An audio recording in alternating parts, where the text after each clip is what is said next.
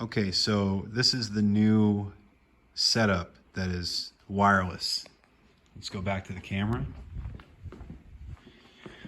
So we've got the camera. We've got HDMI coming out, looping around, going into the monitor. And then we have HDMI coming out of the monitor and going into this Hollyland Mars 400S Pro transmitter. Okay, so it's transmitting on channel 7 and that's wireless, and it's coming up here to this Hollyland receiver on channel 7. And if we follow that cord, it's going back here into source 1 on the Atem Mini right there.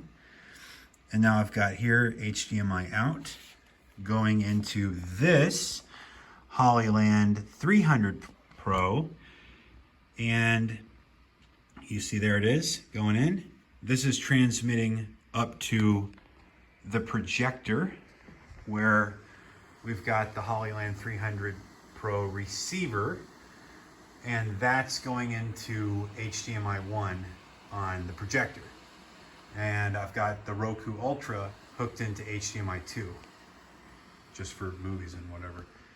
Now back here, there's a loop out. So this HDMI cable, if I follow that, comes over here and it's converted from HDMI to USB-C, goes into the Surface Pro, and then I select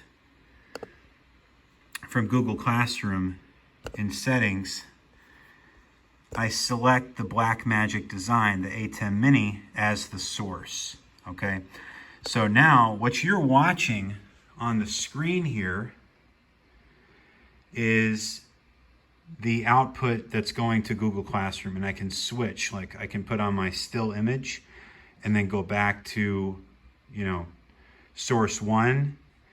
And we can even do those transitions that we had set up before. So can do swipes and stuff. And then we can fade to black. All right, and that's the setup. So now we're completely wireless, and if we were to get batteries hooked onto those transmitters and receivers, we could literally run this thing completely wirelessly.